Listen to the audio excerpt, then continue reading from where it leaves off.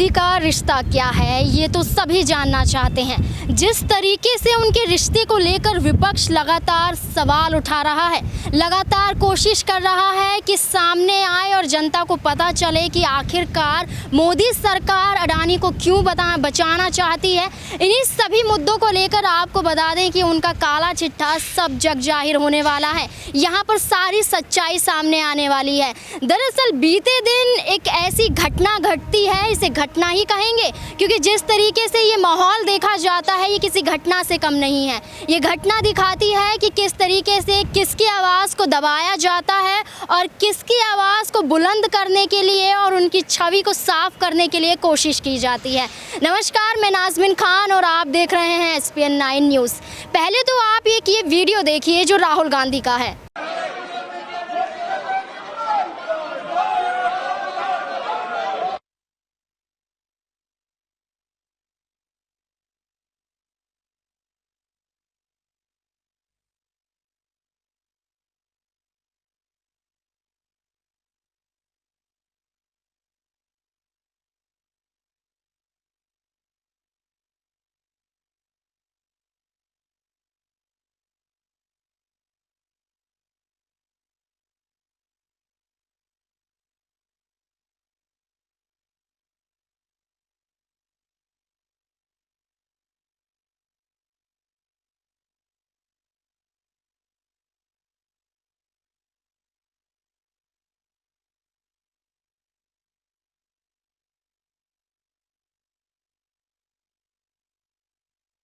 जैसे कि आपने ये वीडियो देखा, इस वीडियो में आप देखेंगे कि संसद में 6 सेकंड में काफ़ी कुछ होता है। इस 6-7 सेकंड में आप देखेंगे कि सन्नाटा पसर जाता है। देखेंगे कि बीते दिनों राहुल गांधी संसद में बोलने की कोशिश करना चाहते थे, यहाँ तक कि उनके समर्थन में नारे लगे थे कि राहुल गांधी को बोलने दिया जाए, राहुल गांधी को बोलना है और गौतम और मोदी सरकार के रिश्ते का खुलासा करना है। लेकिन जैसे ही गौतम अडानी और मोदी की बात आती है, वहाँ संसद टीवी की तरफ से म्यूट बटन दबा दिया जाता है और सन्नाटा पसर जाता है। इसी से जाहिर होता है कि मोदी और अडानी का रिश्ता क्या है। इन सवालों के जवाब लेने के लिए हमारे साथ मौजूद हैं हमारे सहयोगी राहुल जी। उनसे हम बात करेंगे कि आखिरकार इस मसले पे हकीकत क्या है। आपका बहुत बहुत स्वागत है राहुल जी। दरअसल मेरा सवाल पहला ये है कि संसद में जाते हैं, वहाँ पर कांग्रेस पार्टी की तरफ से पहले भी कहा जाता है कि हम राहुल गांधी को चाहते हैं कि बोलने दीजिए। अगर आपको गलत लगता है कि राहुल गांधी ने विदेश में जाकर गलत किया है, उनका बयान जो दिया गया है उन्होंने गलत किया है, तो उन्हें बोलने दीजिए। लेकिन वहाँ पर बोलने नहीं दिया जाता। ओम बिरला जो स्पीकर हैं उनकी तरफ से संसद टीवी में वहाँ पर म्यूट करा दिया जाता है और सन्नाटा पसर जाता है। देखा जाता है कि गौतम अडानी का मुद्दा उठाया जा रहा है। ये सन्नाटा क्या दिखाता है? कहीं ना कहीं इस रिश्ते को छुपाया जा रहा है। जी बहुत बहुत शुक्रिया आपका। और देखिए सीधे तौर पर अगर हम बात करें तो 2014 के बाद लोकतंत्र देखिए बचा ही नहीं है, क्योंकि लोकतंत्र का मतलब क्या होता है? लोगों का अधिकार, लोगों का शासन, लोग अपनी बात को कह सके। लेकिन 2014 के बाद आप देख लीजिए, किसान बोल नहीं सकता, युवा कह नहीं सकता, बेरोजगार रोजगार की बात नहीं कर सकता, महिला सुरक्षा को लेकर बात नहीं कर सकती, विपक्ष अपने मुद्दों को नहीं उठा सकता। इन दिनों जिस तरीके से हम माइक ऑफ की चर्चा को लगातार देख रहे हैं कि संसद में जब विपक्षी पार्टी के नेता की बोलने की बारी आ जाती है, आप माइक को ऑफ कर देते हैं, आप उन्हें बोलने का मौका नहीं देते। राहुल गांधी ने लंदन में कैम्ब्रिज यूनिवर्सिटी में जो बयान दिया है, उनके बयान पर जो चर्चा हो रही है, मुझे ऐसा लगता है कि ये चर्चा का विषय नहीं है।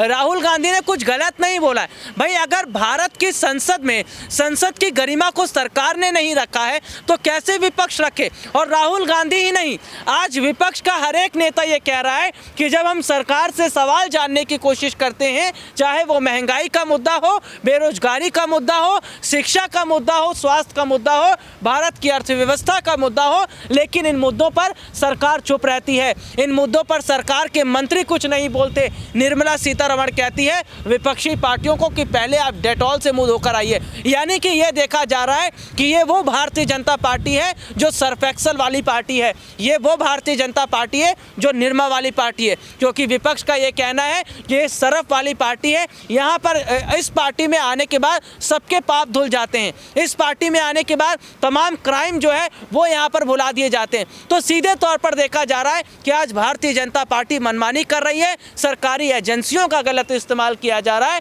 और आज विपक्ष चुप रहने वाला नहीं है। और इसीलिए जिस तरीके से विपक्ष आज एकजुट हुआ है वो कहीं ना कहीं सरकार के लिए एक बड़ी चुनौती बन गया। जी बिल्कुल, विपक्ष जिस तरीके से एकजुट हुआ है ये एक चुनौती तो मोदी सरकार के लिए ज़रूर होगी। वहीं आपने बीते दिन ये भी देखा होगा जब कार्यवाही स्थगित कर दी जाती है, जब अगली सोमवार तक के लिए ये संसद सदन की कार्यवाही स्थगित कर दी जाती है, तो वहीं देखा जाता है कि कांग्रेस चुप नहीं होती है, सड़क तक आ जाती है। सोनिया गांधी देखी जाती हैं जो धरने पर बैठ जाती हैं। उनकी सिर्फ यही मांग होती है कि आप खुलासा करिए, आपका रिश्ता क्या है, आप क्यों बचा रहे हैं अडानी को। उसी दौरान हाल ही में अमित शाह का बयान सामने आता है, वो राहुल गांधी को घेरते हैं और कहते हैं कि यहाँ पर कुछ भी गलत नहीं हुआ है, हिडनबर्ग की रिपोर्ट गलत है। वहीं कहीं ना कहीं अमित शाह राहुल को कहते हैं कि उन्होंने गलत किया है। तो ऐसे में आप अमित शाह को किस तरीके से देखेंगे कि वो अपनी पार्टी को बचा रहे हैं या कहीं ना कहीं इसके जरिए मोदी और अडानी का रिश्ता साफ होगा? देखिए, गृह मंत्री अमित शाह तब क्यों नहीं बोलते जब भारत में महंगाई का ग्राफ बढ़ता है? अमित शाह तब क्यों नहीं बोलते जब भारत की अर्थव्यवस्था खराब होती है? अमित शाह ने तब क्यों नहीं बोला जब कोरोना के वक्त में लाशों पर राजनीति हुई है? ये भारतीय जनता पार्टी के ऐसे तमाम बड़े नेता, तमाम बड़े मंत्री तभी बोलते हैं जब इन्हें गांधी परिवार पर निशाना साधना हो, जब इन्हें विपक्ष के खिलाफ काम करना हो। आज तमाम ऐसे मुद्दों से बीजेपी के नेता जिस तरीके से भाग रहे हैं, ये जाहिर तौर पर बताता है कि शायद आने वाले वक्त में ये विपक्ष को जो कमज़ोर करने की कोशिश की जा रही है, यही विपक्ष आगे चल के ना सिर्फ सरकार बनाएगा बल्कि एक बड़ा चैलेंज जो है वो मोदी जी को देगा। और देखिए, अटल बिहारी वाजपेयी जी का अगर मैं जिक्र करूं तो जब प्रधानमंत्री थे अटल बिहारी वाजपेयी, तो संसद में उन्होंने एक बयान दिया था। उन्होंने कहा था कि लोकतंत्र के अंदर जहां सत्ता पक्ष मजबूत है वहां विपक्ष का मजबूत रहना जरूरी है। लेकिन 2014 के बाद देखिए, लोकतंत्र तो रहा ही नहीं गया है।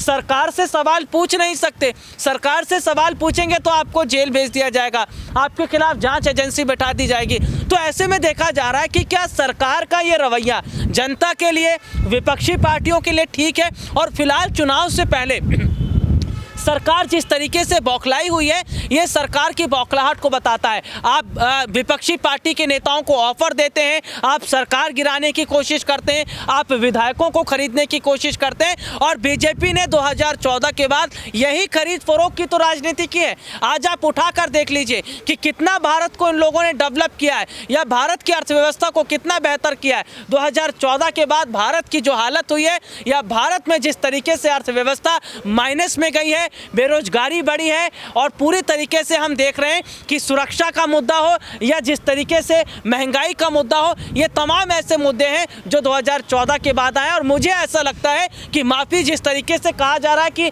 राहुल गांधी को मांगनी चाहिए, माफ़ी तो प्रधानमंत्री नरेंद्र मोदी को मांगनी चाहिए। 2014 के बाद उन्होंने देश की जनता को गुमनाम किया।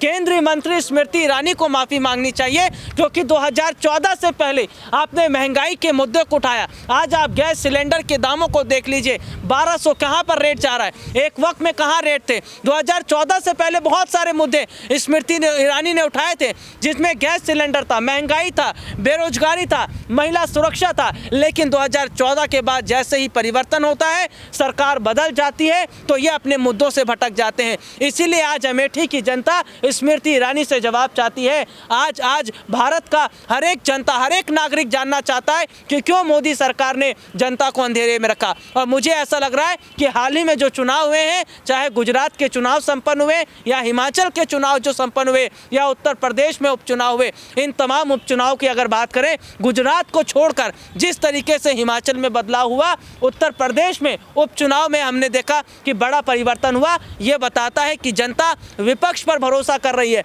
एमसीडी में आम आदमी पार्टी को मौका दिया जाता है, दिल्ली का मेयर चुनाव आम आदमी पार्टी जीत जाती है। ये कहीं ना कहीं इशारा है कि आने वाले वक्त में मोदी जी की कुर्सी खतरे में है और 2024 का चुनाव शायद ही बीजेपी जीत पाए। जी जी बिल्कुल, जैसा कि आपने कहा कि विपक्ष अब ताकतवर होता दिखाई दे रहा है, कहीं ना कहीं एमसीडी चुनाव दिखाता है कि यहाँ पर अभी भी विपक्ष मजबूत है।